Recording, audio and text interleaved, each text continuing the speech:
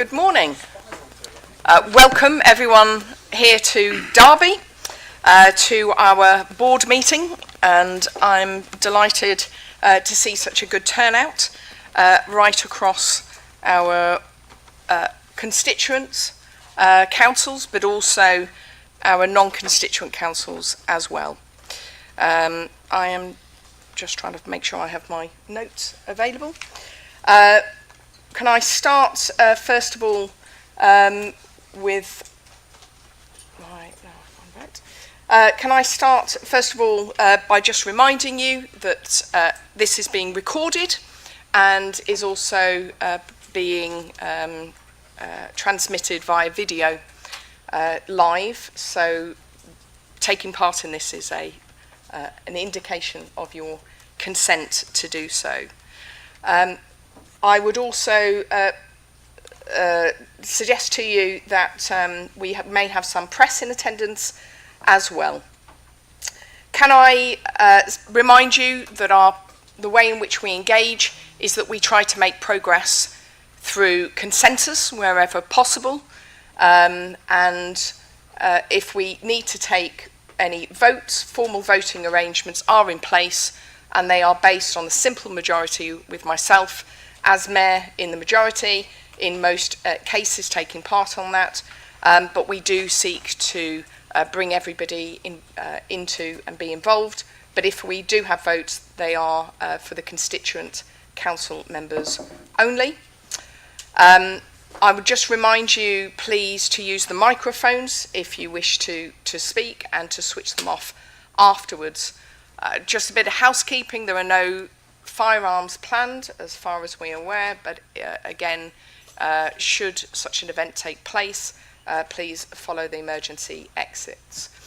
And obviously we are seeking to get through the business as swiftly as possible. I'll start with item 1 on the apologies, and we've received apologies from Councillor Radford, who's been substituted by Councillor Woodings.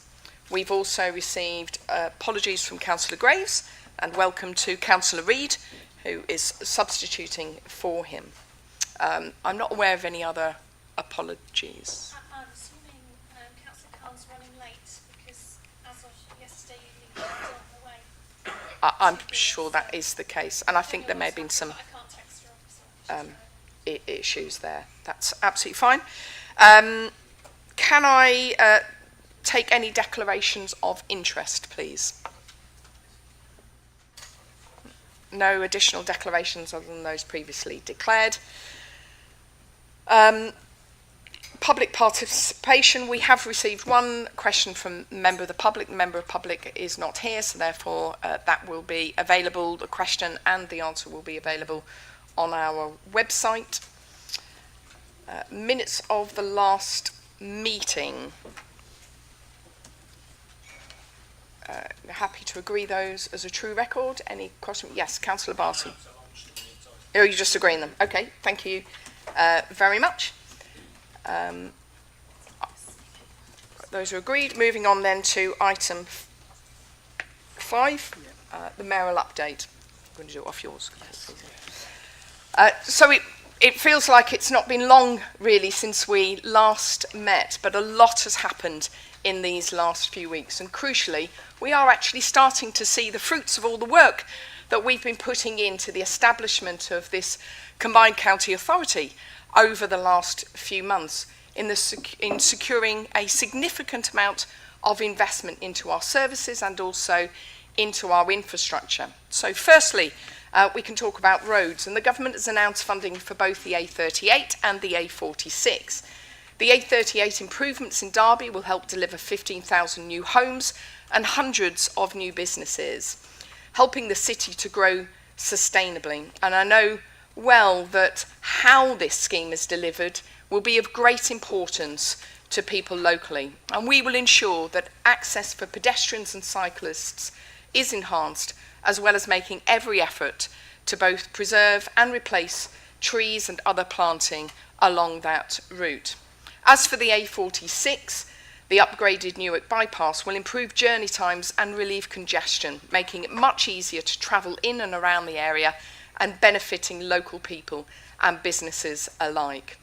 And in just the last week, the DfT have confirmed £7.6 million to improve safety on the A57 Snake Pass. That's a vital upgrade for our connectivity and resilience, and I'm really pleased to see that, given the work and engagement that I've had with other mayors that border onto us who equally value Snake Pass as the connective route between South Yorkshire and Greater Manchester. On rail, we are set to benefit from two transformative rail investments: the Midlands Rail Hub, which will deliver faster, more frequent trains, 300 new daily services and better connections between cities like Derby, Nottingham, Leicester and Birmingham. We also believe it will create nearly 13,000 construction jobs. And meanwhile, the East Coast mainline upgrade through Newark will cut delays by a third, introduce digital signalling and support 4,800 rail supply chain jobs. I know that there is some disappointment that the government did not announce at this stage in the spending review the upgrade through the electrification of the Midlands mainline, and I do share that disappointment, but we will continue to press the case for this important investment. On energy, more good news. On the innovation front, I was proud to announce a 20-year partnership between EMCCA and the UK Atomic Energy Authority to look into Step Fusion project at West Burton. This is a once-in-a-generation opportunity to create high-skilled green jobs and lead the way in clean energy.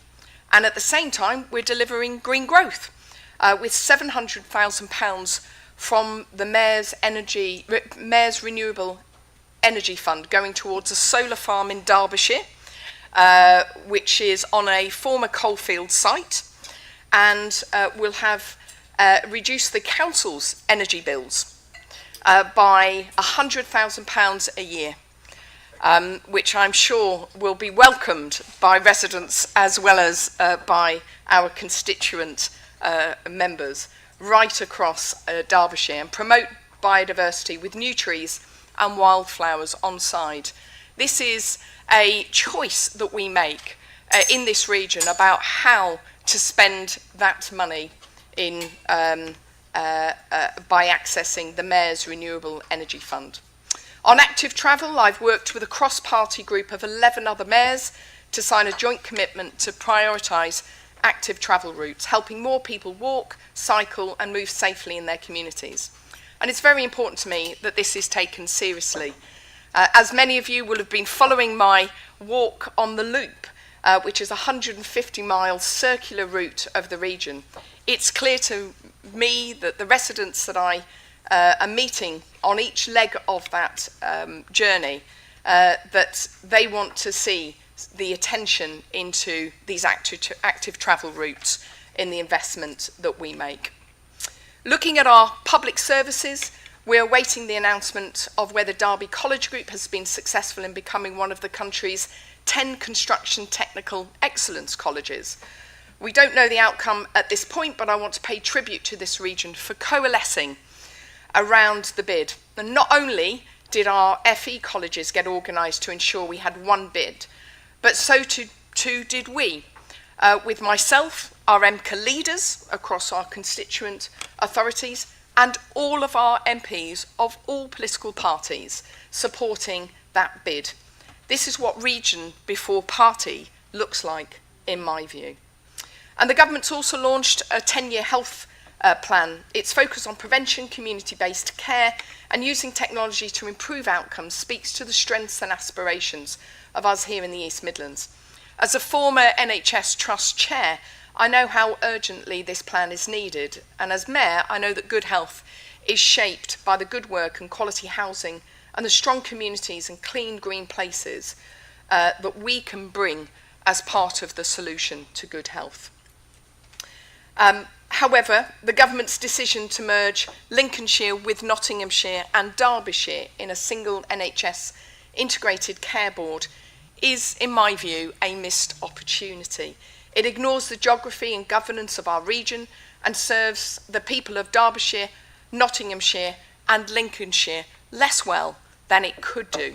But we will need to work constructively as whatever part of that structure emerges, and expect the government to respect our region and listen to its leaders and fund the delivery of this plan properly, because the region can and should be at the heart of the NHS's future. Nottingham City Council has been successful in being selected for the next phase of the government's Test, Learn and Growth programme, benefiting from direct support to use technology and other innovative approaches to improve make a faster service in terms of public services. And I want to celebrate Derby City Council for their outstanding rating for children's services. I know how difficult that is to achieve that, and children being safe is one of the strongest outcomes we have for a just and inclusive society and economy. And you know, it was a very difficult challenge to achieve. And on progress on devolution, the government set out the next stage of devolution with the introduction of the English Devolution and Community Empowerment Bill, which will take more powers out of Westminster into the hands of regions like ours. There's a lot in that bill, and we've got a long way to go before it becomes law, but you won't be surprised to hear that it does nothing to alter my determination to get a single financial settlement from the government, which puts us on a par with other regions. And those discussions with ministers and government officials will continue. And finally, I'd also like to share some of the things that I've been doing in the last few weeks.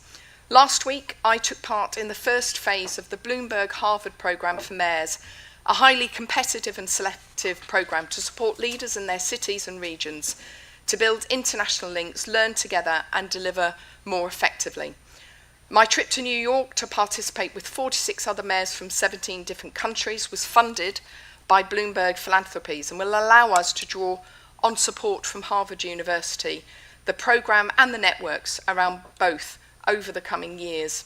And in a world where economic and cultural links between mayoralties can be forged directly, this has been a key opportunity to put the East Midlands on the map. On this trip, I also took the opportunity to meet with the UK's ambassador to the United States and the Deputy Trade Commissioner for North America, Rolls-Royce, overseas business and trade representatives, and several potential investors in our region. It won't surprise you that I did not miss an opportunity to promote the East Midlands, and I presented our ambassador with a pair of Paul Smith socks and some tonic water from the Chesterfield and Claycross based business global brands who have recently launched their products in the United States. In Nottinghamshire, I toured the construction site of the National Rehabilitation Centre, which will be staffed by the NUH and form part of our regional health innovation ecosystem. And in Newark, I visited the National Holocaust Centre, where I met with 2 Holocaust survivors and saw the centre's interactive educational work with primary age children. It's a really powerful example of local heritage being used to build compassion and understanding across generations, and I would recommend it as a visit to those who haven't had that opportunity to do so yet. Very happy to take questions and comments on anything in the report. Councillor Barton. Thank you, Mayor. Have we got an update about the 614 and what's happening from the government's point of view and our point of view going forward? Thank you. I continue to have discussions with government ministers on the A614, and I know that we discussed just a few weeks ago the continued support of the County Council to that programme. The government are currently reviewing that support that has been given by all of us over the summer as they check on the current status of those bids. Any other questions? Oh, Councillor Doddy. Yes, thanks very much for the update. I'm looking forward to doing that 150-mile walk. I really am, on an electric bike. I note your concern with regards to the ICB, etc., and the 50% reduction and the multi-millions that are being shaved off that to have it, essentially. The fact that having it isn't bad enough, but then to spread it across Derby, Nottingham and into Lincolnshire is in direct contradiction to Jim McMahon's letter on economic devolution, where he talks about strategic authorities across health and well-being. So the two things and the co-terminosity that we talk about in a political area is actually being completely thrown to one side to save money, and I believe that the ICB will end up before all of our scrutiny committees in time to come because of the challenge that they've been put in by being halved and spread across such a huge district. So yes, I would have to say that that does appear to be a decision that's out of keeping with where we're all heading. They're off down a lane all by themselves and we're on a main road. Thank you. Thank you. And what I would say to that is I welcome the government's decision to take money from the NHS England structure across regions and to put that into frontline. My disagreement is in relation to how that looks, and I would have preferred, my preferred option was to have an ICB that merged Nottinghamshire and Nottingham and Derbyshire and Derby, and to do that on coterminous boundaries with the East Midlands Combined County Authority. I've expressed my disappointment and opposition to that at every level. However, ultimately, if this is the way in which that decision has been taken, we will continue to seek to work to make the best of how we engage with the NHS to deliver the better services and better connectivity around the role that we have in the Combined County Authority and the convening role that I have as Mayor. And I look forward to working with all parties on that. If there's no other questions or comments, I'll move on to the next part of the agenda. So we're on to item 6, which is the budget setting process, and I'd like to invite Richard Williams, our Executive Director of Resources, to take the report. Yes, good morning everybody. So this is a fairly short factual report seeking board approval for the timetable for budget setting 26-27 and the medium-term financial plan, the MTFP, to 2031. The report sets out the timetable to prepare the budget. There are two key dates to note for this board. Firstly, the presentation of the draft budget, which we are scheduling for the end of November, coming to this board, and then the final budget coming to the board towards the end of January. Part of the reason for that timetable is that we would need to approve our budget for 26-27 ahead of the finalisation of constituent authorities' budget, so they can take into account any implications falling from our budget setting. And the final point I'd like to make is that I did advise the Overview and Scrutiny Committee of EMCCA last week of their role in scrutinising the draft budget ahead of its finalisation. Thank you. Okay, thank you. Any questions or comments? Councillor Peatfield. Thank you, Mayor. I was just wondering, you mentioned the integrated settlement in your update, and I'm aware that we're approaching the 18-month mark where we could be making examples of how we could apply for that as soon as possible. And I just wondered where we are in terms of the integrated settlement and if that affects the timetable at all. Should the government turn around and say to us in the next 6 months, here you go, integrated settlement? Would you like to say that, Richard? It won't affect the timetable set out in this report, Councillor Peatfield. Would you mind expanding a little on the integrated settlement itself? Yes, I mean, I'm very happy to I mean, clearly there are processes that need to be gone through in order to get to that point of an integrated settlement. So this timetable is set on the presumption that we won't for this particular budget round because of, for example, the need to have the single assurance framework approved by government, a formal decision on our established status. So we've built this on the presumption that we won't have that. Clearly it will be a significant benefit if we do. Councillor Gilby. Thank you very much.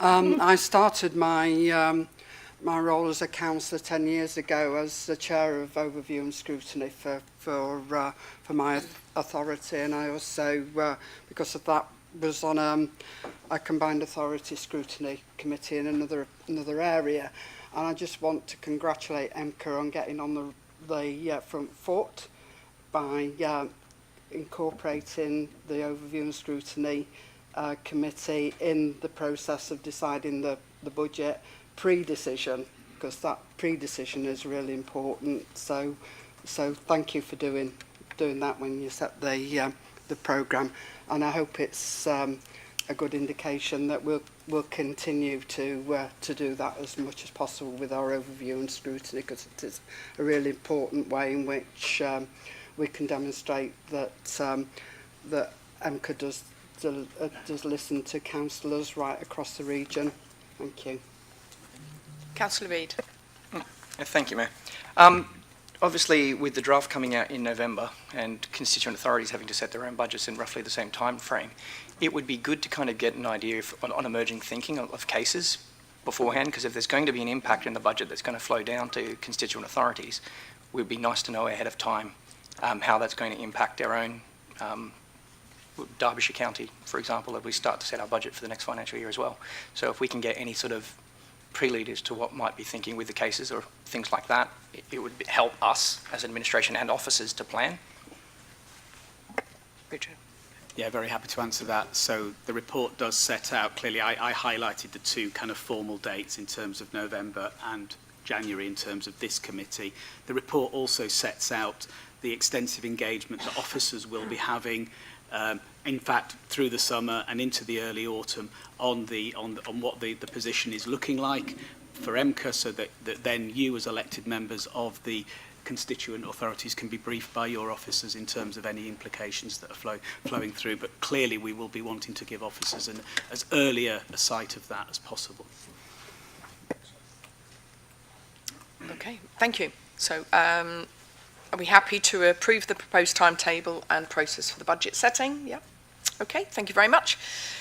On to item 7, which is the Single Assurance Framework. I'm going to invite Jodie Townsend, our Interim Director of Law, Governance and Compliance, to introduce the report. Thank you, Mayor. So the purpose of this report is to present to the Combined County Authority for adoption the Single Assurance Framework, which is often, of course, referred to as the SAF. This is attached at Appendix A to the report. The report sets out the reasons for the development of the SAF, the benefits it is intended to bring, as well as the process that has overseen its development. This development process has been undertaken with a truly partnership approach.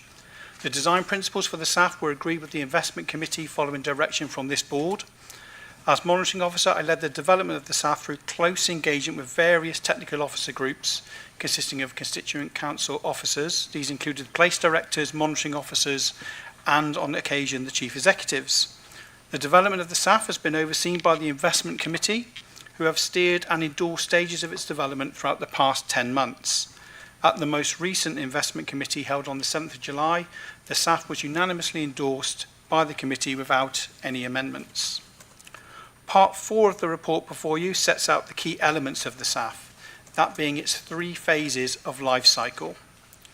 This life cycle includes the principle of approval, that being that pipeline content, programs and projects to deliver strategic objectives and new in-year proposals will be determined by this board. The approvals phase includes the delegations recommended by the Investment Committee and approved by this board on the 16th of June when it approved amendments to the governance framework. These are set out in an easy-to-read table in 4.8 of the report. The SAF is required to be approved by 3 government departments before it can be implemented. These are the Department for Education, Department for Transport and the Ministry of Housing, Communities and Local Government. Unfortunately, this process has been delayed, but clearance is expected to be provided to EMCCA by mid-August at the latest. The next step following adoption will be for an implementation plan to be taken to the Investment Committee at the earliest opportunity. I believe adoption of the SAF will significantly drive standards of inception, development and approval of programmes and projects at EMCCA. It will provide additional focus on value for money considerations, and it will ensure resources are only deployed where this board has agreed to do so.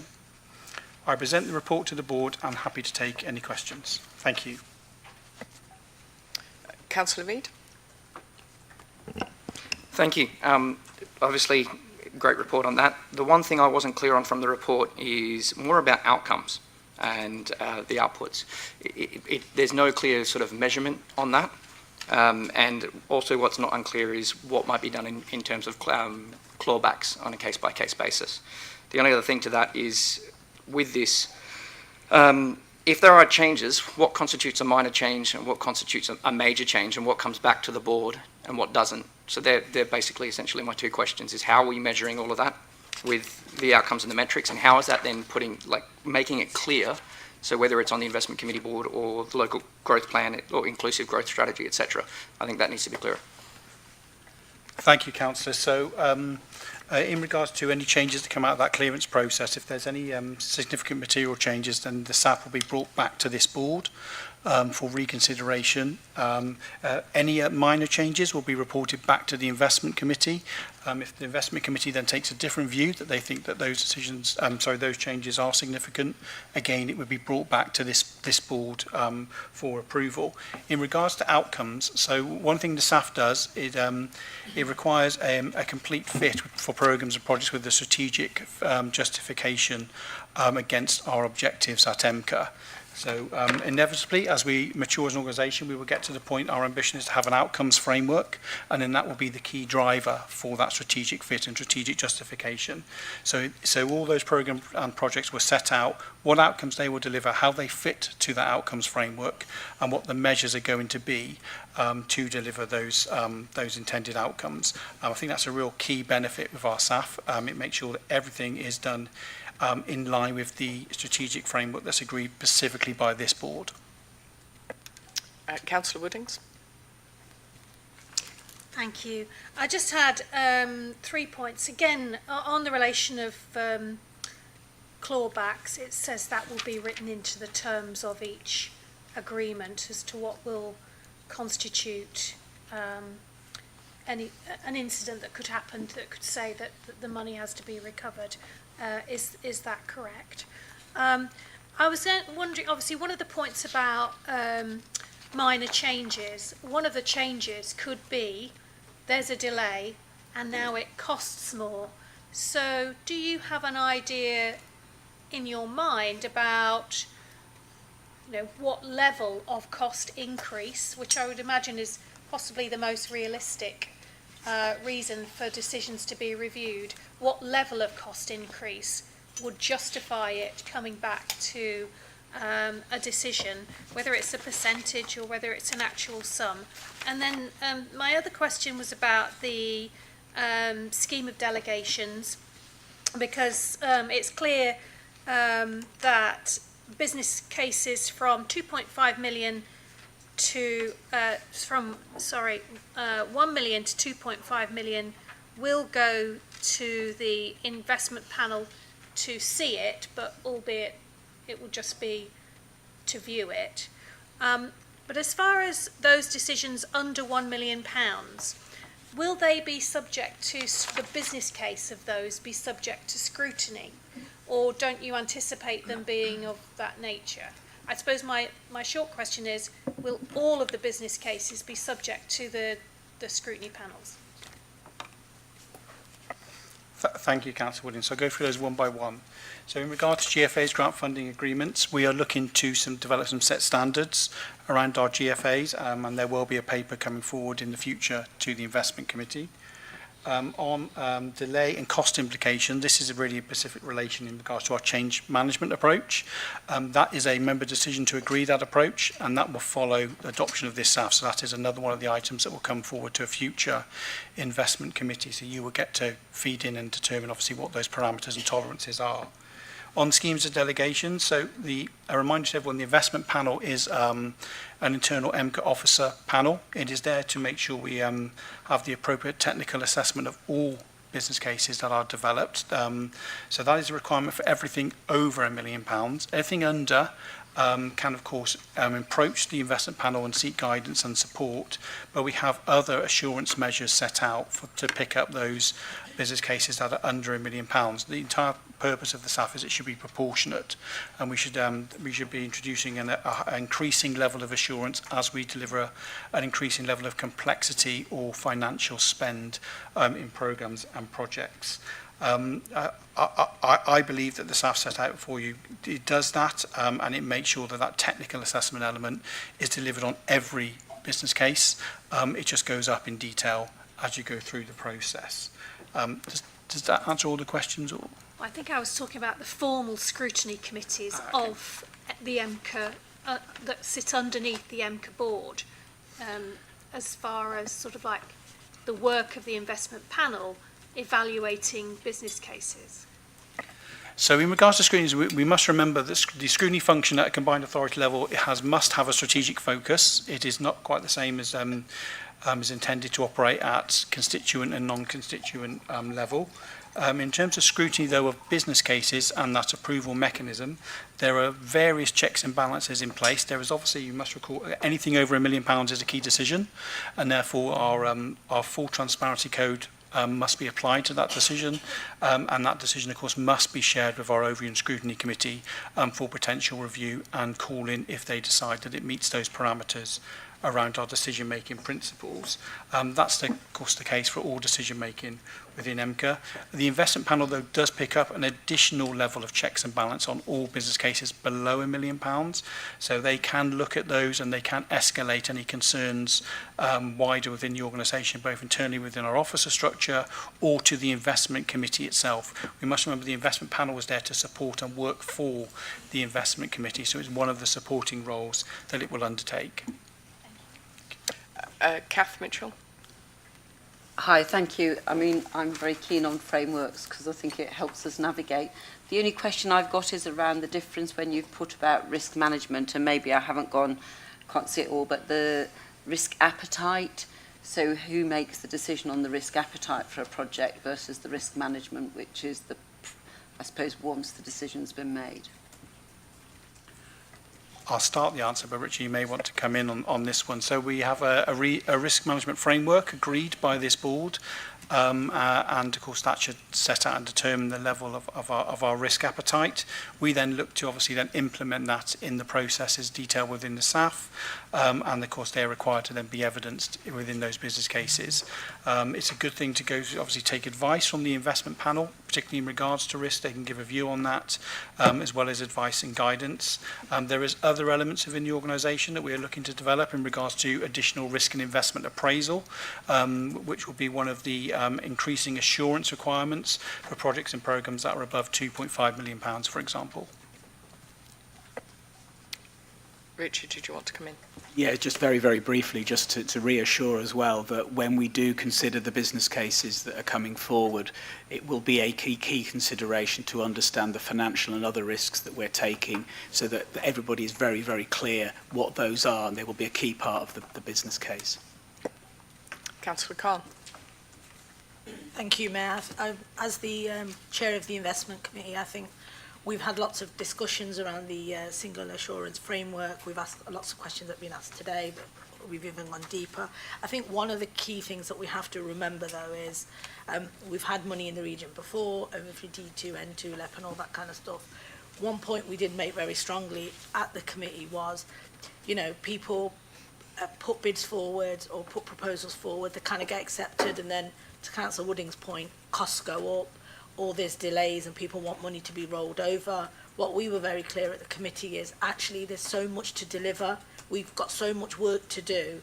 that we don't want people to just put bids in knowing that they can't be delivered within that time frame and then to expect them to be rolled over. So realistically look at the kind of proposals that are coming forward and make sure they fit within the time frame you are saying, because not only does it delay the money, it just makes the money stay there. We're not making the difference that we all want to see through EMCCA, but also you're stopping another project or a proposal coming forward that can be delivered. So I think it's really important that that is recorded here, that we want proposals and projects to come forward that will be delivered on time and make a difference, and it connects to the bigger picture of what we want to do with jobs, skills, that kind of employment, housing, all that kind of thing. They all come together, and it's so important. We could spend the money tenfold over and still, obviously got more to do. I completely agree with Councillor Khan, and just add that was a request made very early on in the process by the investment committee. As a result of that, we added a deliverability assessment element into that early concept phase in SAF phase 1, as well as a commitment that would also be incorporated into the strategic planning process of EMCCA. So that deliverability concern and consideration absolutely key. Yes, Councillor McKeown. Thanks, Mayor. Just in terms of sort of the pipeline management section, it talks around the single project register. In terms of sort of the double checking on that, in a sense, in terms of sort of getting either sign off or just checking for completeness from both constituent and non-constituent councils, whereabouts are we up to in terms of that process, and when's it likely to be published in whatever form it'll be published in? Helpful if possible, try and answer that, Mayor. In the single pipeline register, that's obviously an ambition. We obviously still need to have the system built and put in place to deliver that, but that is an ambition that's obviously committed to in regards to adopting this framework. One of the key things I found in other combined authorities, it's absolutely fundamental to have a single pipeline register that allows both the constituent councils, partner stakeholders to access that system, see what projects, programmes are in development, where they are in the approval process, where they are in the development process, what's the next step, where are they, maybe if they're in delivery. It's a real key sort of window upon what the activity within EMCCA is. So I would highly recommend that commitment remains in the SAF, and it's something we have to try and deliver. I think following endorsement of this framework, then obviously the work can really start to begin around those systems that were needed for full implementation of the SAF. Councillor Peatfield. Thank you, Mayor. I just wondered what benchmarks we've used to arrive at the different levels that we have. So, because 2.5 million to 15 million is quite a big difference, isn't it? If you're applying for 2.5, it's a very, very different project to 15 million. I just wondered, where do we settle? How do we settle on that 15 million pound mark and not 10 or 20? Thank you. Thank you, Councillor Beaver. So we benchmarked with every other mayoral combined authority, but we did a lot of work, particularly with West Midlands, West Yorkshire, South Yorkshire, and also with the North East, who have all recently been developing elements of their single assurance framework approach. Conversations very early on with the investment committee was about making sure that we didn't set our levels as high as maybe some of them. So, for example, I think a 5 to 15 million would normally be the investment committee threshold that you would expect in an organisation of our size, but the feeling was at this initial first juncture that we should maybe bring that down a little bit.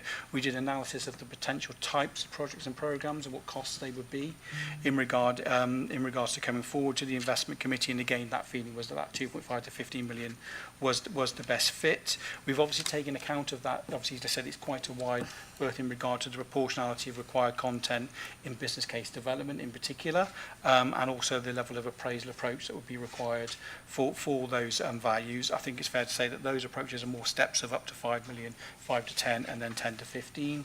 But I think if you compare us to others, this is probably more on the lower side of it in regard to officer level of approvals in particular.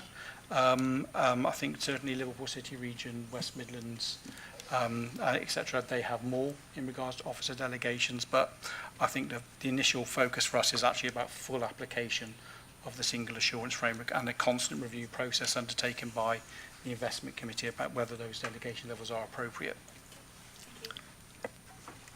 Councillor Lee. Thank you, Chair. I think it's a very comprehensive document, and listening to the questions, I think that's added to my understanding of it. I thought that it allowed well for local checks and balances, for transparency of funding, and I think it also helps to ensure that funds are allocated at the appropriate level as quickly as possible, because as Councillor Khan has already said, that's one of the issues that we have, getting money out as fast as possible. So I would like to endorse this. Thank you. Thank you very much. Okay. Can I therefore ask you to confirm the adoption of the single assurance framework, obviously subject, as Jodie has said, to getting the government department's clearance over the summer. Okay, thank you very much. We'll move on then to the corporate plan, which is the quarterly performance report, and I'm going to ask the Chief Executive, Amy Harhoff, to lead on this, please. Thank you, Mayor Clare, and good morning, everybody. This is our first quarterly performance report following the adoption of our first corporate plan in April 2025. So this is very much an evolving approach to performance, but if I could just take you through some of the highlights of the last 3 months. So I think the first thing to say is that this report reflects an ongoing approach to ensure that our resources are carefully planned and aligned to our priorities, and our priorities which are often evolving, as you'll have seen in the Mayor's update, just the amount of change that we've seen in the last 3 months, and particularly in terms of some of the investment that's been awarded to EMCCA. But we are seeking very much to have a continual and comprehensive review of organisational resources to make sure that we are able to enable the region as best as possible. I think in terms of some of the most significant events over the last 3 months, so as Claire has already highlighted in the report, securing that £2 billion of transport investment from the government's Transport for City Regions Fund is particularly significant for our region, and we've also highlighted the 2.5 billion of support to support the Step Fusion energy plant. In addition to funding, there are lots of other things that, of course, we do as a region and as a family together. And I think one of our proud moments over the last few months has been the unveiling of EMCCA's spatial vision and our collective attendance at UK Reef in Leeds, which allowed us to enable and present a compelling blueprint covering 4.6 billion economic boost, 100,000 jobs and 52,000 homes for the East Midlands, and very much our focus in our resources and priorities going forward is ensuring the delivery of those targets and opportunities. We set out in the report a number of achievements across the 9 themes of our corporate plan. I won't rehearse those all for members this morning, but just to perhaps name beyond the transport funding and the Step Fusion that I've already referenced, we are moving to delivery with our local authority partners across the housing and regeneration brownfield funding, which significantly will deliver over 1,300 homes for the region. We have the Devolved Adult Skills Grant Funding Programme and have procured and well advanced on track for August. The Youth Guarantee Trailblazer and Connect to Work programme is mobilised, and the Careers Hub, importantly, has expanded to over 250 settings. We'll hear later in our agenda today about some of our progress around the East Midlands investment zone, as well as moving forward on a number of important milestones, including the Inclusive Growth Commission and the launch of our transport strategy, which will be planned in the next few months. Looking ahead, as I said, those 2 key strategies are absolutely essential, and moving forward on a strong emphasis of delivery. So as we look ahead to the investment programmes that will underpin those strategies, but also holding ourselves to account on the delivery of homes and investments. So, Chair, I think that concludes my report for today. The board are being asked to note our progress and note the planned activities over the next quarter. Thank you very much. And I've just noticed a rather significant typing note in here, which suggests that the support for Step Fusion Energy Programme is 2.5 million. It is in fact 2.5 billion. So apologies for that. Any questions or comments? Yes, Councillor Reid. Thank you. I really enjoyed reading that, by the way. There's a lot in there that's good to know that's happening. Two things, and I've fed it back in the pre-one. I know RAG status is coming, but that'd be great. The other thing to note, though, is what isn't really in the report is what hasn't progressed well or to the timeline. So we can't actually see or track that. I think the local growth plan or isn't quite there in terms of, we know there's significant delays to that at the moment. That's outside your control. We appreciate that, but it would be good for board members to actually see what isn't progressing at the same time. So that doesn't really mention that in the report that way. Yeah, thank you, Councillor Reid. So I think there's two things, as I've probably hinted at in my introduction. We are evolving the process of how we present this report, and we'll also be giving due regard to what we present at committees for performance and what's escalated to the boards. That's really helpful feedback. And in terms of, if you like, the what's not going as well or lessons learned, I think that's probably another area that we can consider for future reports. So thank you. Okay.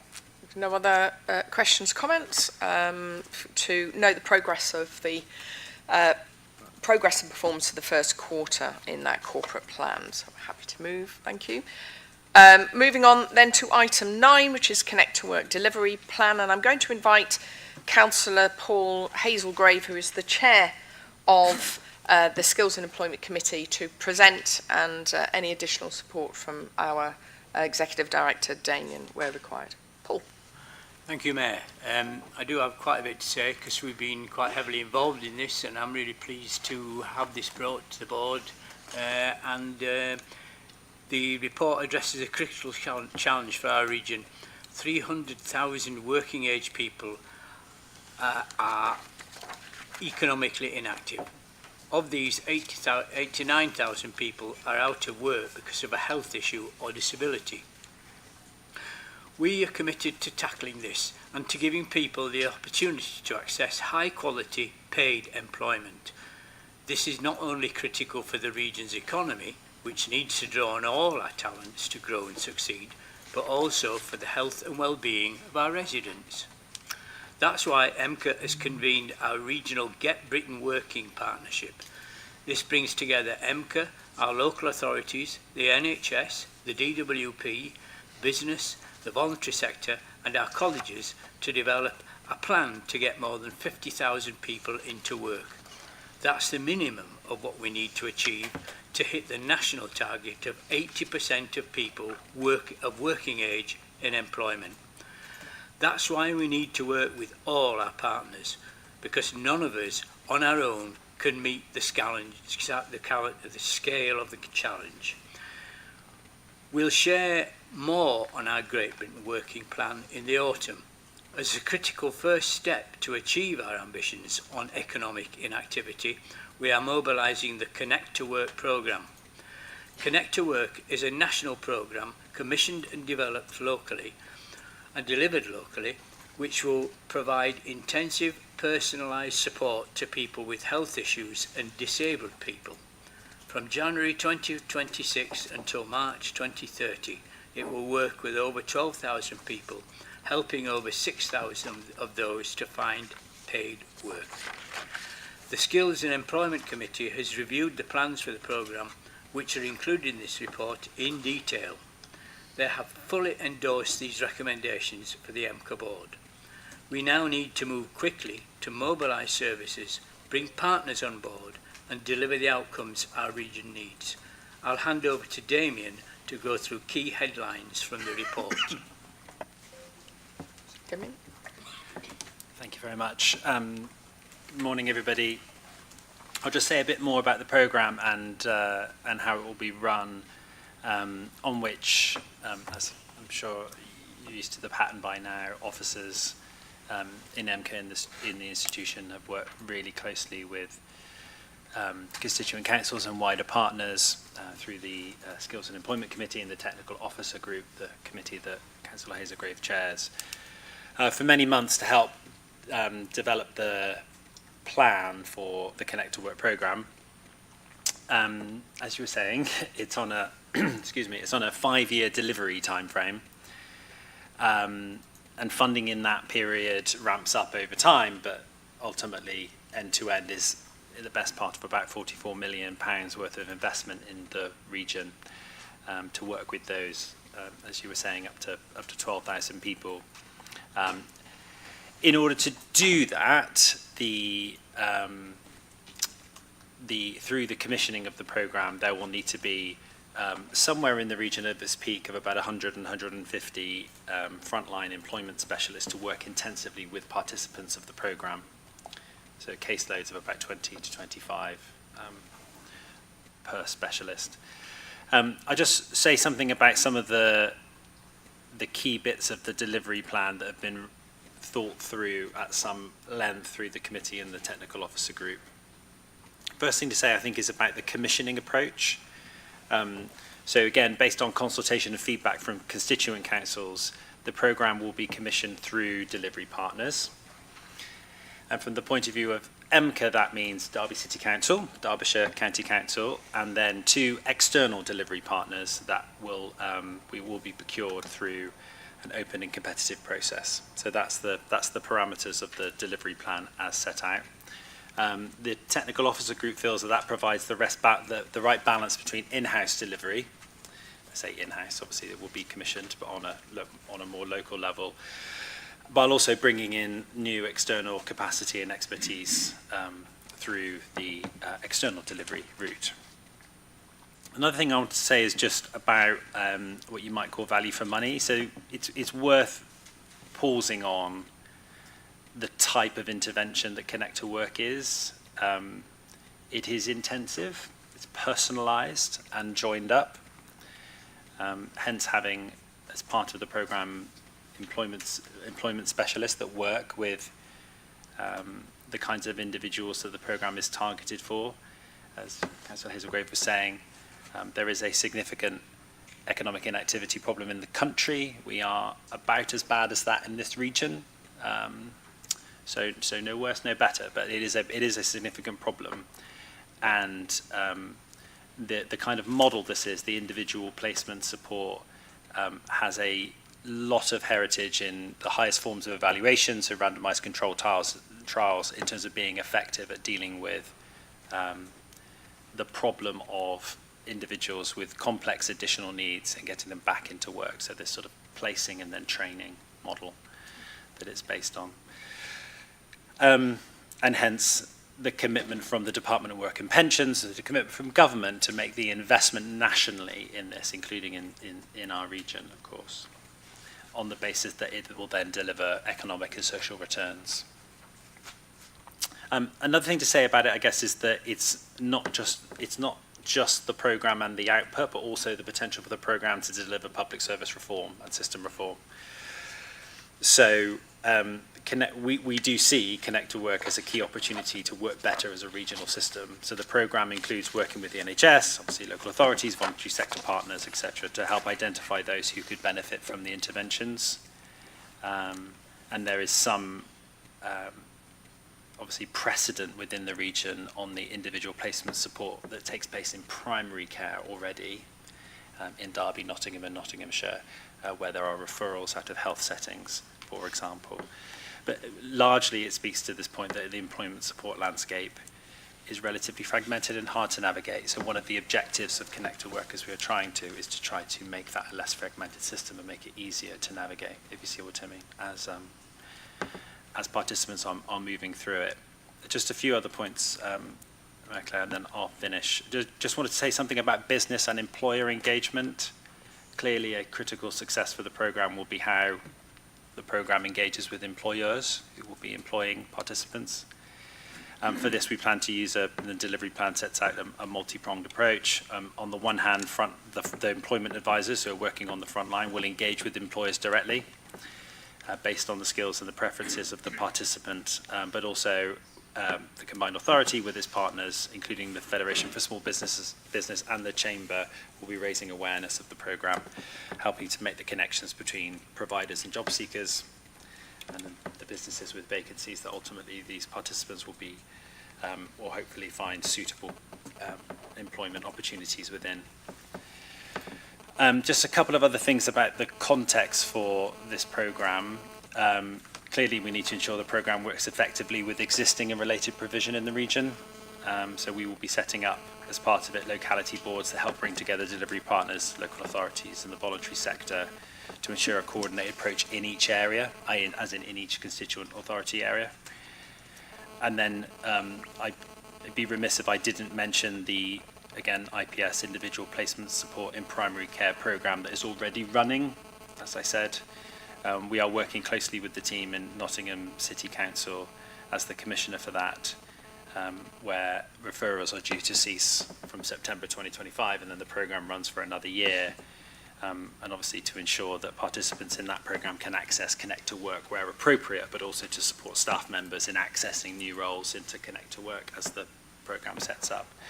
So then just finally on timeline, and as in all areas are nationally, are finalising their delivery plans with the Department for Work and Pensions. It's not an uncomplicated process. It's a complicated new national model, and also it's being done locally. So lots of places are very deep into the discussions with the Department of Work and Pensions on it.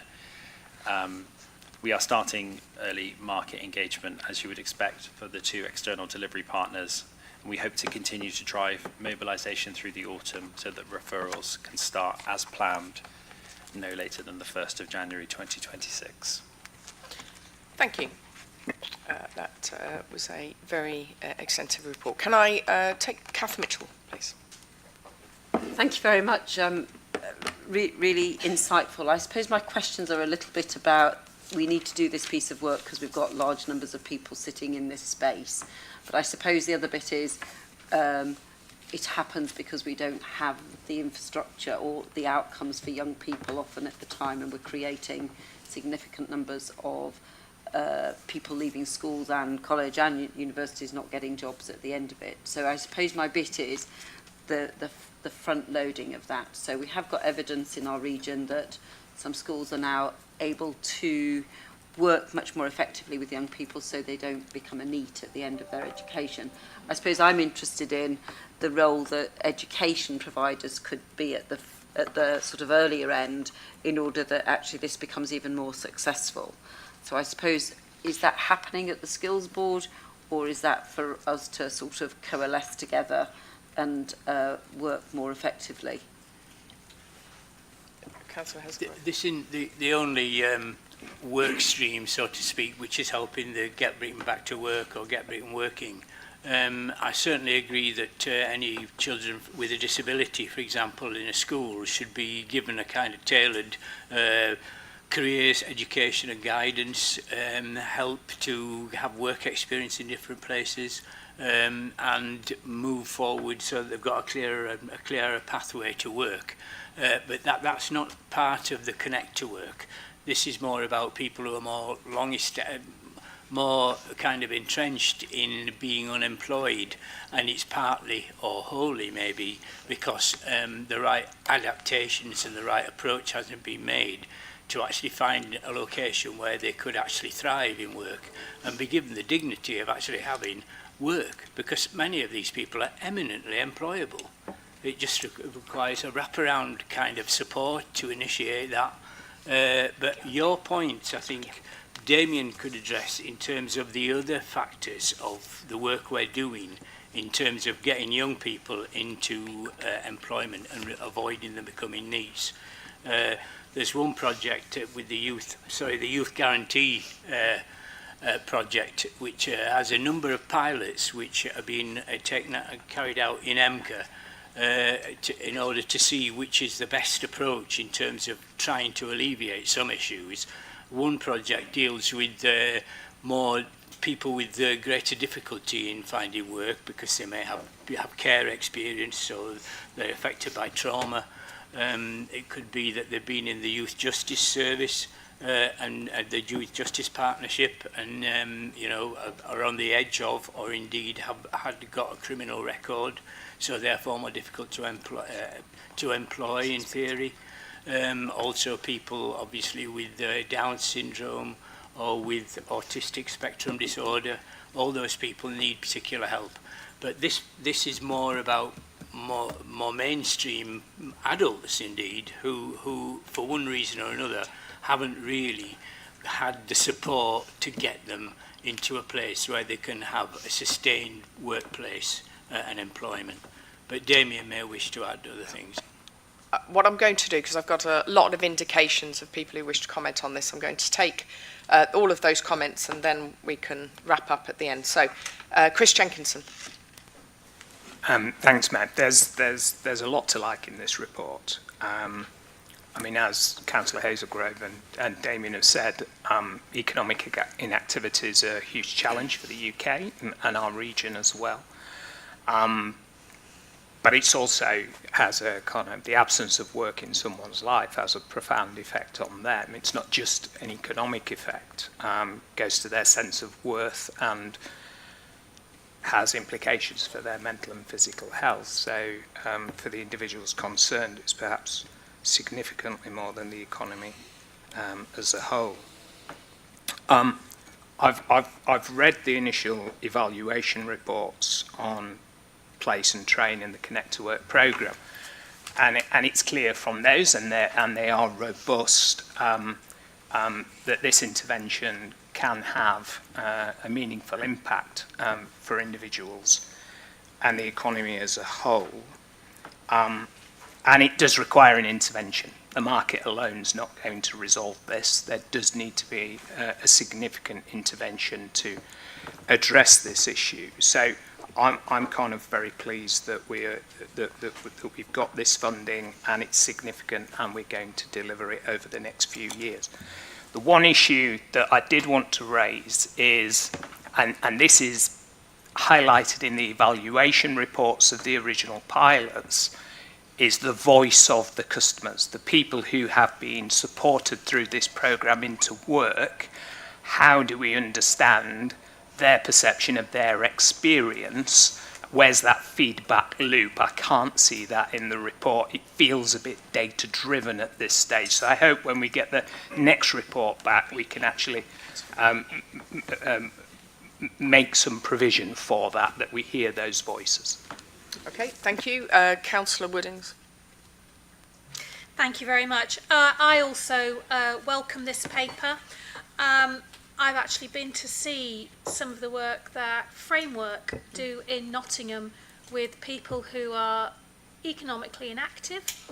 They don't even perhaps claim benefits, but they have a really good success rate at getting people with multiple barriers, including addictions, back into jobs.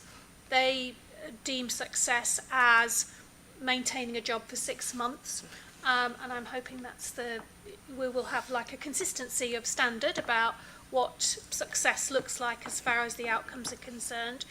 I'm also really interested in the pilot projects that I know that they're currently in the process from June onwards this year, actually sort of getting started, and it'd be really great to see their quarterly reports coming back to us before the final project is put together and comes into place in 2026. The one thing that I will say here, which I said at the Skills and Training Committee, is that the very nature of skills funding at the minute is fragmented and short-term.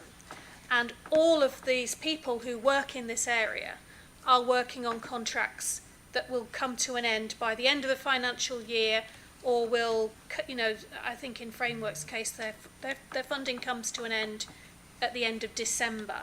So although I appreciate our timeline to actually deliver this is concerned, I think the sector would certainly say, we have these people, but we're going to lose them if they don't have some understanding, some certainty about what's coming. That's always going to be difficult with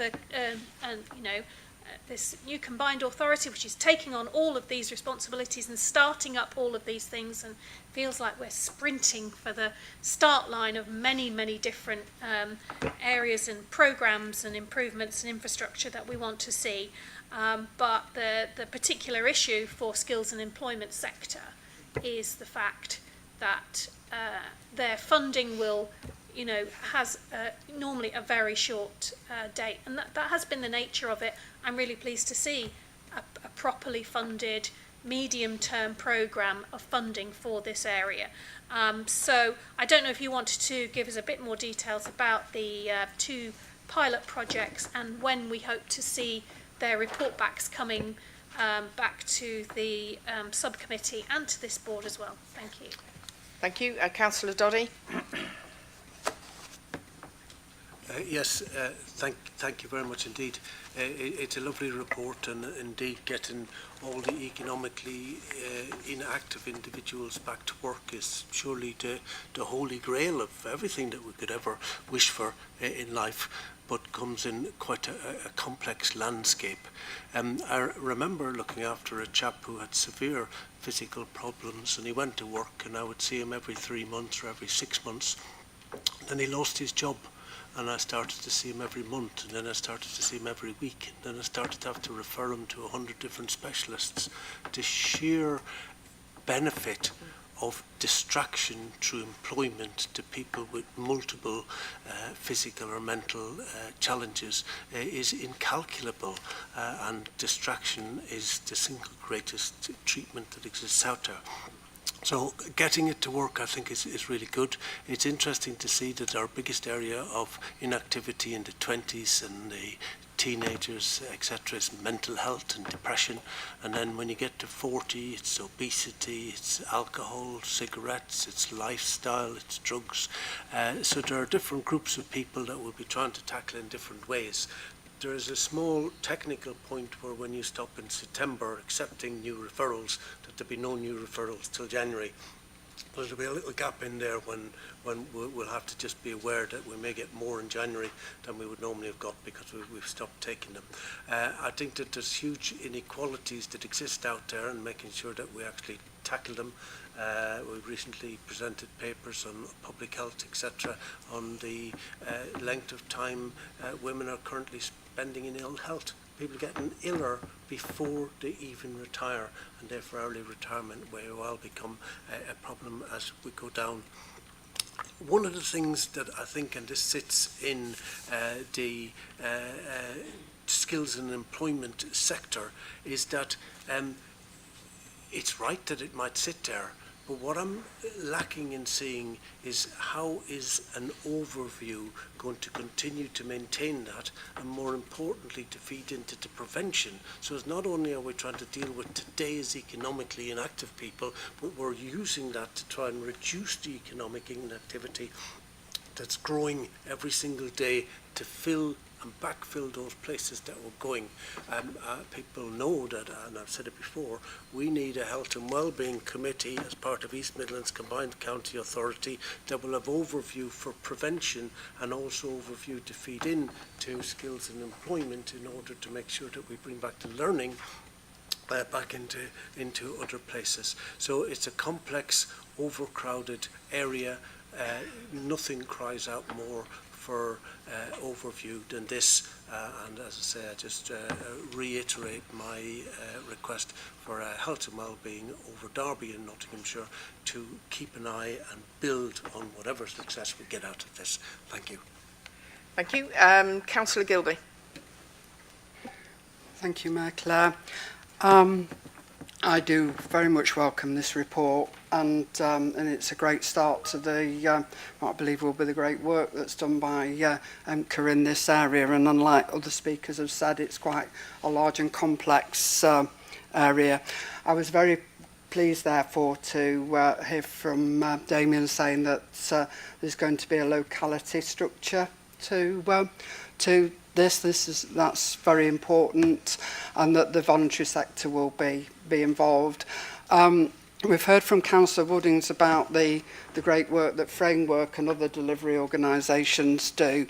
Let's not forget the advice sector as well. We have a very strong advice sector across the region. We've got citizens advice bureaus across Derbyshire, and in particular I want to mention the Derbyshire Unemployed Workers Centre. The Unemployed Workers Centre's movement grew out of the economic recession the late 70s, beginning of the 80s, and we're very lucky to have one established in Derbyshire. It now covers quite a considerable area, and it has worked with 20,000 people over the last 10 years. Unfortunately, those people are a very long way away from the job market and are therefore having to claim welfare benefits. But I think there is a role for advice agencies picking up people early on in that journey, so that they don't start a life on welfare benefits and remain on it for a long time. And just picking up on something that Chris said earlier about the voice of the people.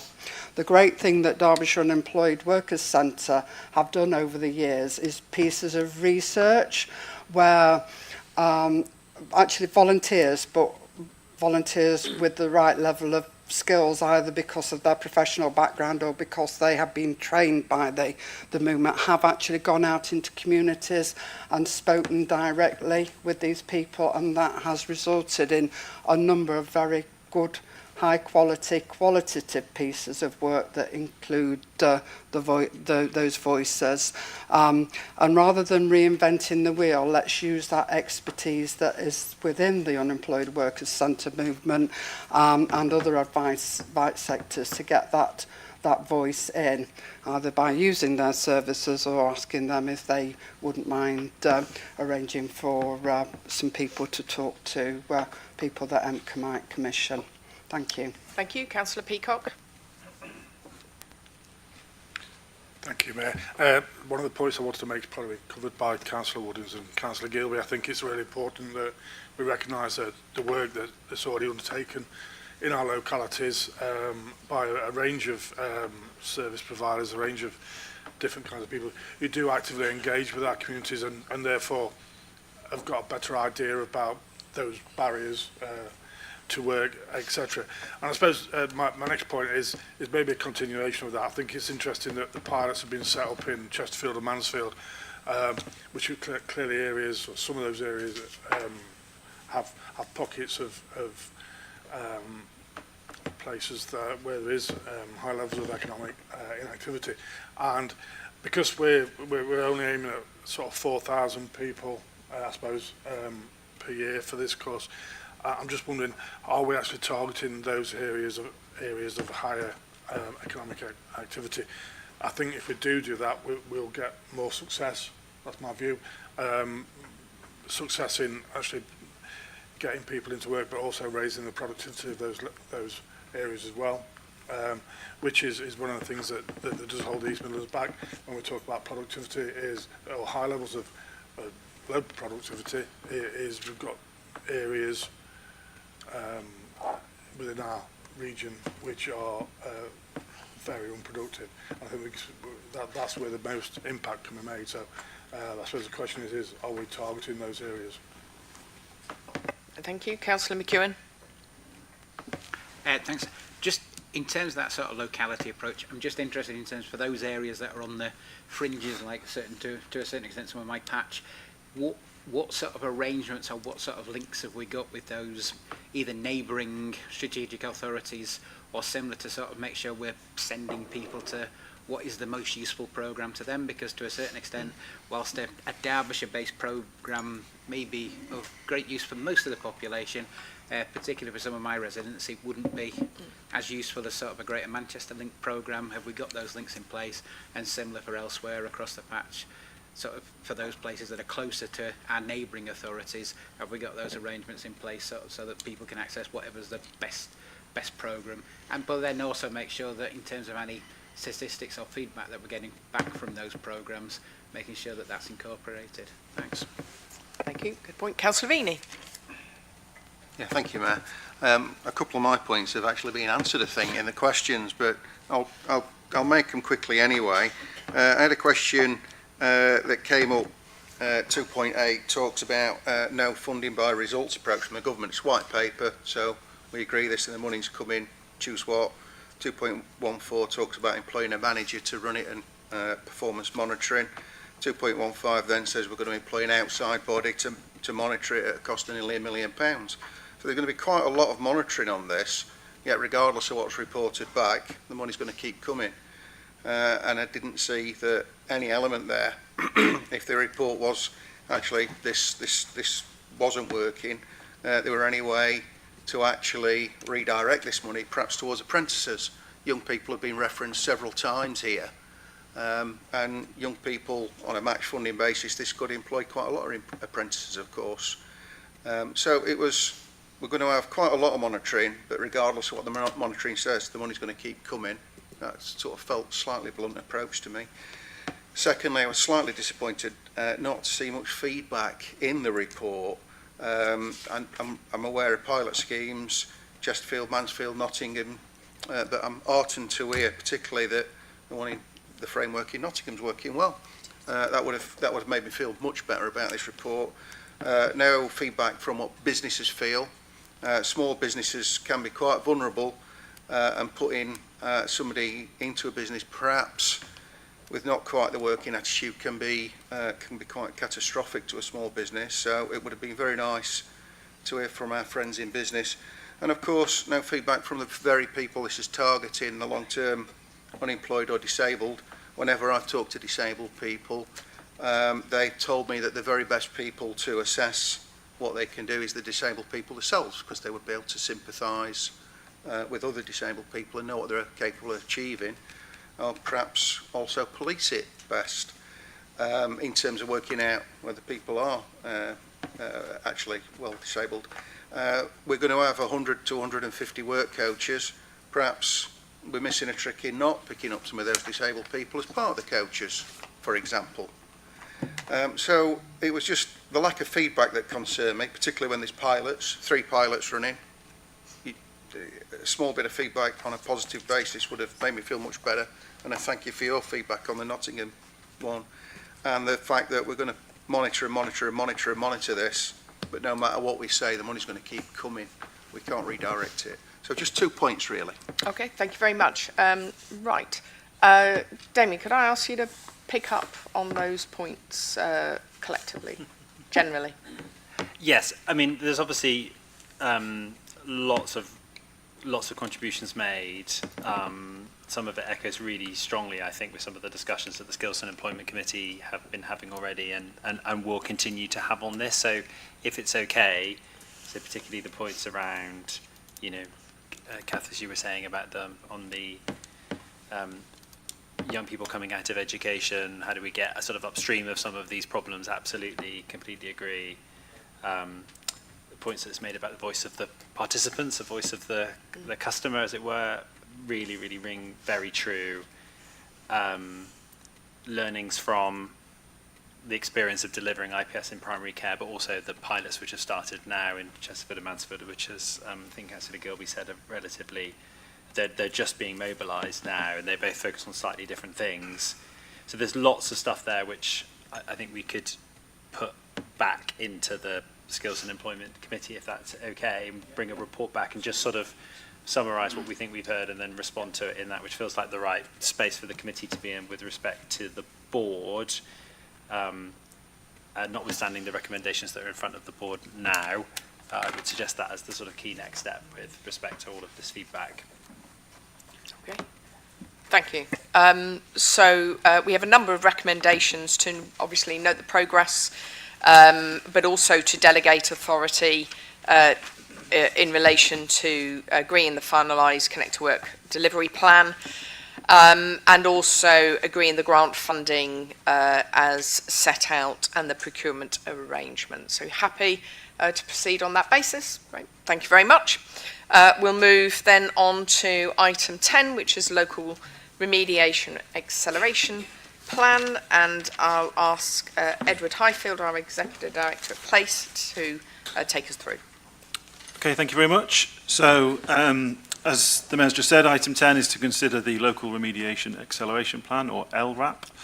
The context for this, you may be aware that the Deputy Prime Minister wrote to all regional mayors in September last year, asking them to use their convening powers to help accelerate the identification and remediation of potentially dangerous cladding on buildings over 18 metres in height, and then more recently buildings over 11 metres in height.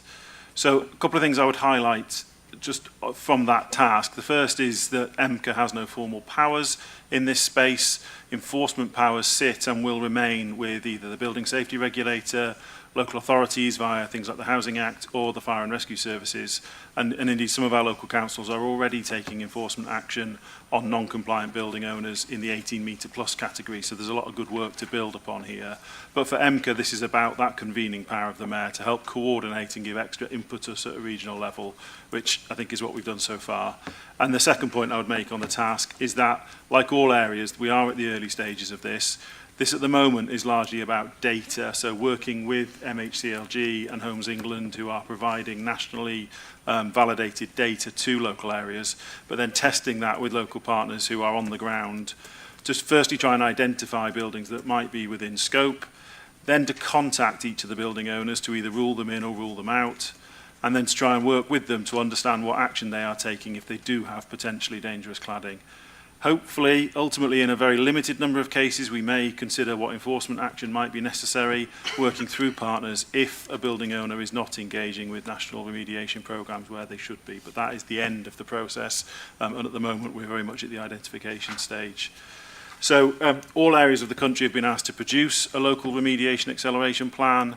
We've done that working through local authorities with the Fire and Rescue Services, formulated through a formal LRAP project board. So what you have in front of you today is the current LRAP. It will evolve over time, but this is the current version for the EMCCA region.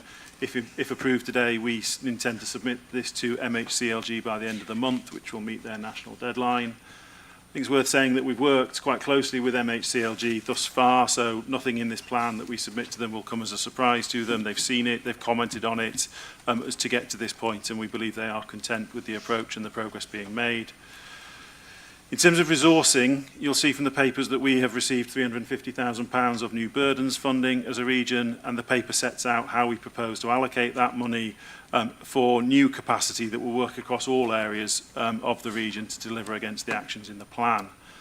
And so just lastly, I thought it would be helpful just to give you a sense of the scale of the task and the work that we'll be doing, just to try and bring that to life a little bit. Take a little bit of a health warning about the accuracy of the data, but as we understand the challenge, there are 150 properties in the EMCCA region that are potentially affected and therefore within scope. 12% of that we know have got remediation work completed, and another 6% have that work underway. So only 18% of the task is done if the data is correct. And of those that are left, there are 59% where we don't yet know whether they have got dangerous cladding or not, and if they do, whether the building owner is doing anything about it yet. So hopefully that gives you a sense of the task in hand to get to the point where we can say with confidence that all buildings that might have potentially dangerous cladding have been identified and that proper plans are in place for their remediation. The government has set a firm deadline of the end of 2029 for that to be the case. So you are being asked today to approve the LRAP plan, to allow its submission to MHCLG, and to note the allocation of the new burdens funding that we've been provided. And regular updates can be made through the new Housing and Land Committee. Thank you. Okay, Councillor Woodings. Thank you, Mayor. I'm really pleased that the government has grasped the nettle of actually delivering this collation of research and a way of distributing out funds to deal with this issue. I was actually the housing portfolio holder at Nottingham City Council in 2019, where we stood up the joint audit and inspection team. So I'm really pleased that that model of actually identifying these buildings is being taken forward from a team that's been working successfully in Nottingham for the last 6 years. And we had to carve out the funding for that team. It's been well worth it because what we discovered is that a tall building is 18 metres. Many buildings in Nottingham had been built at 17.5 metres in order to avoid the tall building safety regulations. Now our JATE team actually inspect all buildings that are more than 6 stories high or have more than 10 apartments. The problems, as local councils will find out, can be internal as well as external, although this is just looking at the cladding issue. So it's really welcome that EMCCA are going to be coordinating this piece of work on behalf of the government. Of course, some of the reason that many of these buildings have not had remedial cladding is because there was really limited funding set aside nationally, nowhere near enough to actually remediate all of the buildings with dangerous cladding on the outside of them. Yes, I just wanted to say that this multi-agency approach really, really works. There was also an issue in some of our buildings with a lack of compartmentation internally as well. Just as strong a fire risk. If a fire breaks out, it has to be contained in the apartment.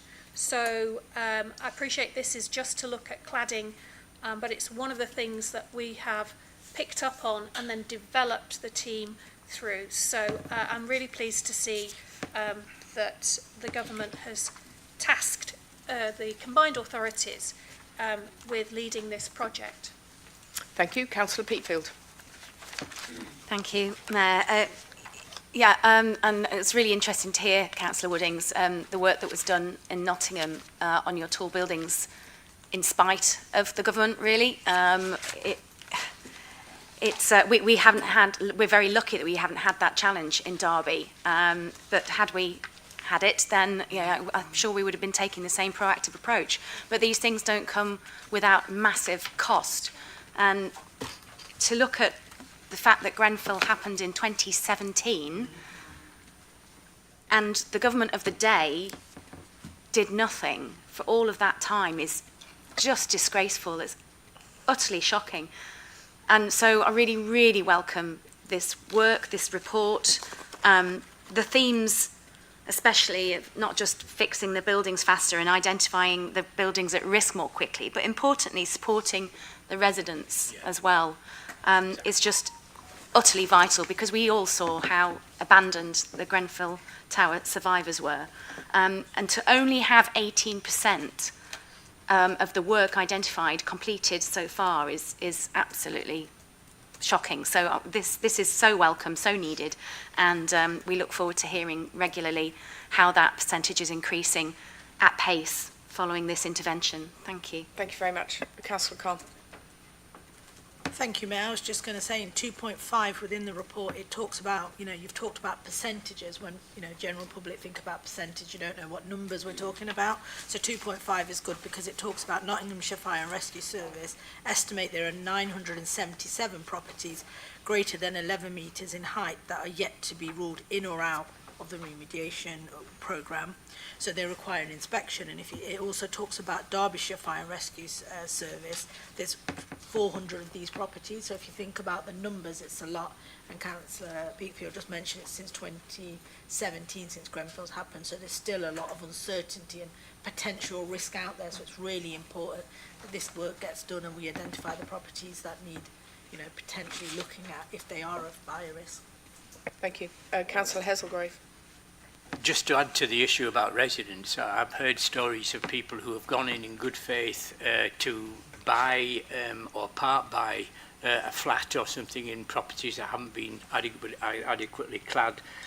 Then, with the whole scandal, people are saying, oh, is this building all right? Is it all right for me to buy a flat if they want to sell? And they're in a kind of limbo now. And in fact, the buying price, the price they paid for the flat and the price they would get if they sold it, there's a massive difference, and they just can't afford to move. So they're in a kind of limbo, and it must be very, very stressful. And you can imagine families with children who are growing up with really small children when they're on the 4th floor, they're kind of always with the parent they can move. But now, you know, it could be really stressful for a family, never mind just an individual resident on their own. So I think, you know, there's a really human dimension to this that we really must address. And it's rather regrettable that 17.5 metres high means it's not part of the scheme. So I think we do need to have a look at that. Okay, so thank you very much. Can I move on now then to just the recommendations, which is obviously to consider and approve this local remediation acceleration plan. If you're happy to note the recommendations on those, thank you very much. Item 11, appointment of Director of Legal Governance Compliance and Monitoring Officer, Amy. Thank you, Mayor Clare. Hello and again, everybody. This report seeks board confirmation of the recommendation made by the Combined County Authority Appointments Panel following the recruitment process for the statutory officer post of the Director of Law, Governance and Compliance. This role is a key strategic post that leads the East Midlands Combined Authority's legal governance, information governance functions, and is also the statutory monitoring officer. The appointments process has followed the process as set out within our constitution, but just to briefly take you through the process that we went through.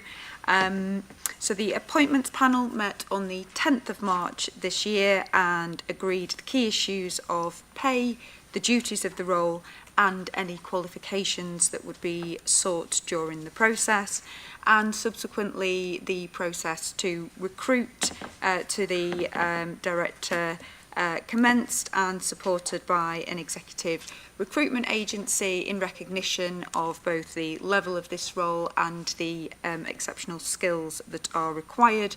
We wanted a whole national search for the region.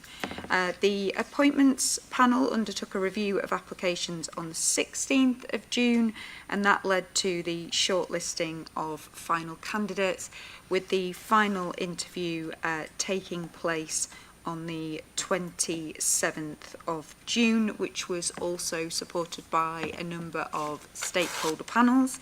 And I am pleased to say that the panel recommended the appointment of Sanjit Sool as our new director, and set out in the report in section 4.1 just explains the call-off process thereafter for any objections, and I'm pleased to say that no objections were received. I'd just like to probably take a moment to thank Jodie Townsend, who has been our interim monitoring officer for our first year, and I think you'll all agree has provided a great support to us as a region to get us up and running right. So thank you very much, Jodie, from all of us.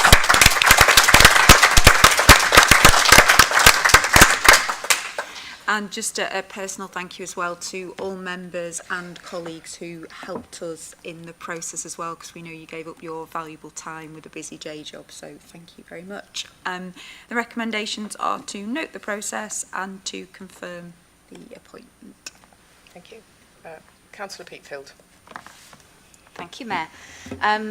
I'd like to echo the thanks offered to Jodie Townsend, who I hope feels like an adopted East Midlander now, having spent so much time with us, not only for the past year, obviously, since the authority has been up and running, but obviously in that crucial time as well beforehand in the setting up of. So his advice has been invaluable, and you will be missed, Jodie.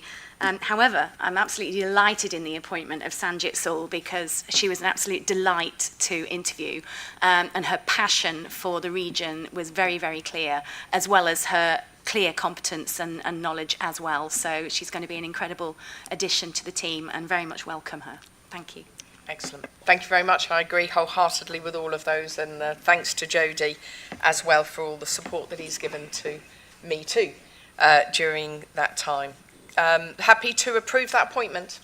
Thank you very much. We move now on to item 12. Getting ahead of myself there. 12, appointments to committees and regulatory committees. Jodie. Thank you, Mayor. So this report relates to the appointment of members onto the Housing and Land Committee and Regulatory Committees of Overview and Scrutiny and Audit and Governance. So when you met on the 16th of June, Board noted appointments by the constituent councils to its board and committees and its regulatory committees. There are a few appointments just still outstanding. These are set out in 3.3 and 3.5 of the report. So Board is asked to note these. Thank you. Okay, happy to note. Councillor Hazelgrave. Just wonder, Chair, if we could incorporate a change in the representation of Derby City Council on the Audit and Governance Committee, or whether that should go through our constituent authority first and then be approved by some kind of executive decision. It relates to Councillor Martin Repton, who is a member of the Audit and Governance Committee, but has now been replaced by Councillor Emily Lonsdale. I don't know if it would be in order to make that change now or whether it needs to go through a different process. Thank you, Councillor. So if we need to obviously be formally informed by Derby City Council of that change, we'll obviously then make sure we liaise with those members, and then that will of course need to be formally noted at your subsequent board meeting. Thank you. Okay, thank you. Thank you very much. Noting those, we now move to item 13, Business Advisory Board Annual Report. And I'm going to invite David Williams as Chair of that Business Advisory Board to present to members. Thank you, Claire. Yeah, I think the report's self-explanatory. I stand in the fairly scary position as being the unelected representative of 86,000 businesses across the East Midlands, which is, I feel, is a responsibility. Fortunately, there are 11 other members of the Business Advisory Board who are more sensible than me. We are challenged to be geographically, sectorally, ethnically, gender diverse as a group. So trying to represent 86,000 businesses across the spectrum is quite a challenge. The group feels pretty good at the moment. It's probably slightly biased towards SME. We've got, with me, 5 SME members, plus we've got the Chief Executive of the Chamber of Commerce. It's a group of people which certainly EMCCA's officers will find challenging at times, who are perfectly content to give their views. What they've most given their views upon, and I've pushed them pretty hard, they haven't kept to the advertised 4 meetings a year. We've been having a good number of informal meetings as well. But what we've been pushing hardest on is the local growth plan. If there is to be growth in the region, it's going to come through businesses, not through the public sector. So we've got to help businesses grow. So the imminent local growth plan is the critical document as far as business is concerned, I think. We have expressed pretty firm views about what we would like to see there. I think it might emerge any moment now as the next iteration, which I'm quite excited by, because it's got to be an investable document. It's got to be something that everybody can get behind. But is the voice of business being heard around the EMCCA table? Yes, absolutely. I'm perfectly comfortable with all of that. Thank you very much. Any comments, questions on the report? If not, thank you. Councillor Hazelgrave. Just very briefly, Chair, I've always valued my membership of the Business Advisory Board, although I've not been able to make as many meetings as I'd have liked, because it gives me insight into the appetite for business to be involved with schools and colleges and the general area of getting people back to work, but particularly in those early stages, so that we get some really strong alliances between businesses and schools and colleges, so that we get clearer pathways for young people in that area to look at local opportunity employments and expand their horizons in terms of what they might do. And I'm really pleased to find, right from the very first meeting, that there's a really strong appetite among businesses that were represented at least, that they are keen on making links with schools and colleges, and they do want to further that. So that's a really good fertile ground for us to really develop pre-16 and post-16 career opportunities and career guidance. Thank you. Thank you very much, and thank you to you, David, and indeed to all of the members of the Business Advisory Board who give their time in service of making this region a great place to be able to work and to learn, but also inputting their views to help us to shape how we can ensure that that there is a growth, and as you rightly say, growth will come from the private sector, not from the public sector. And the duty of this authority, strategic authority, and indeed the public sector, is to facilitate as much as possible and support that growth.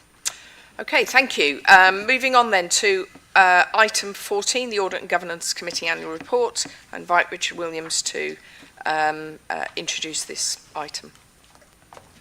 Thank you, Mayor Clare. This is the report of the first year of the Audit and Governance Committee. Normally, the independent chair of the committee, Shail Shah, would present this report. Unfortunately, he's not able to be with us today, so he's asked me to present this report in his stead. Just first of all, a brief reminder of what the Audit and Governance Committee does. Broadly, it covers, first of all, our governance, so supporting the monitoring officer in terms of all matters governance, but also then supports me as Section 73 officer in relation to a number of financially related matters, including approving and monitoring both our internal and external auditors, undertaking support around approving and monitoring our risk management approach, which we referenced earlier, reviewing our annual governance statements and statements of accounts, and then advising on all matters relating to financial management, policies and procedures. It was a busy first year for the Audit Committee, very much in start-up mode, in establishing a number of these arrangements that we mentioned earlier. So earlier in the financial year 24-25, it approved the risk management framework, which is now being adopted by the organisation. The initial treasury management, that's how we manage the authority's monies, both investments and any borrowings. It approved the authority's accounting policies in line with codes of practice, and that includes our capital strategy, and approved the financial regulations that are a core part of the combined authority's constitution. And finally, it approved the internal audit plan for 25-26, which is now in delivery. It was my first audit committee on the 11th of July, and it was a meaty agenda, including a consideration of the authority's first statement of accounts for 24-25, our annual governance statement, a further update to our Treasury Management update, which a decision of which will be coming in the next item, and also an update on the progress of our internal audit plan. I can genuinely say it was both a constructive and a lively discussion at the committee. Thank you. Thank you very much. Any comments, questions on that? Yes, Councillor McEwen. Thanks, Mayor. I just note the same comment as I did at the pre-meet. In terms of the membership on page 12 of the report, or 179 of the agenda pack, although there may be some occasions when we might wish to disown him, he is definitely a Derbyshire member rather than a Nottinghamshire one. And I suspect similar for the Nottinghamshire member who's listed as a Derbyshire member. Thank you. Thank you. And I'm sure that we can sort that out, and no, I hope no offence is taken by either of those members, particularly because I can see Councillor Chris Williams in the audience here today. Okay, thank you very much for that, and we'll move on then to item 15, recommendations from committees. Can I invite Damien, first of all, to take us through? Yes, so thank you, Mayor Clare. So the first one is the recommendation from the Investment Committee. So on behalf of Councillor Khan and Councillor Rini as Chair and Deputy Chair of that, and the committee, there is 2 recommendations there. The first is just to seek the board's endorsement to the strategy and investment plan for the East Midlands investment zone, and the second is board endorsement for 150,000 per site for the 3 main investment sites that sit within that investment zone. Really happy to say more about that. Obviously, the one thing I would just say in governance terms is that obviously the investment committee has gone into the detail of the investment, the EMIS programme in some depth. So hopefully that's appropriate. It is recommending a delegation. Just to be clear about that, that's because some of the finer details of the strategic and investment plan are currently being sorted out now. But effectively, as colleagues will know, the programme is up and running. It's just a document that we need to submit for government to support the funding profile, which we now have. That's one of the main things we're doing, is projects to support that funding profile. Thank you very much. Perhaps I can also invite Richard Williams to introduce recommendations. The Audit and Governance will take all of them together. Thank you. So the 2 decisions that are made by Audit Commission that need to come before this board are fairly technical in nature. The first is that we took a revised Treasury Management strategy to the Audit and Governance Committee, and this board is invited to approve that strategy. I mentioned in my introduction around the audit report that this, in terms of the annual report, that this is a constantly evolving picture as we embed our financial strategies. So the Treasury Management Strategy update is largely around giving the authority additional flexibility in terms of how it invests short-term funds in a broader number of places in a nutshell. It also asks for a technical adjustment in our accounting and financial policies in relation how we classify items of capital expenditure, so that we set a de minimis level, so that we keep lower value items effectively off our asset register and balance sheet. Those are the 2 items for your consideration today. Thank you. Both of which recommended. Thank you. So recommendations from both the Investment Committee and the Audit and Governance Committee. Are we happy with those? No further comments. Thank you very much.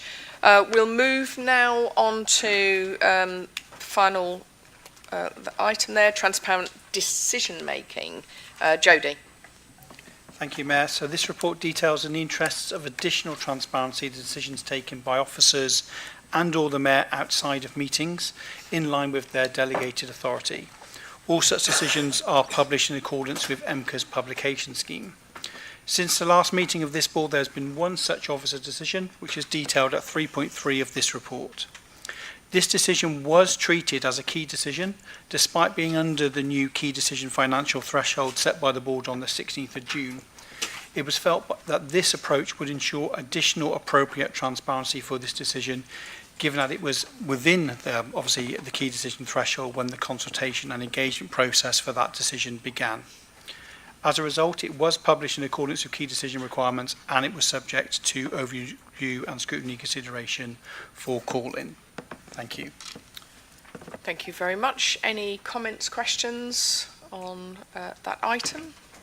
No? Thank you. Then just to note that update from Jodie.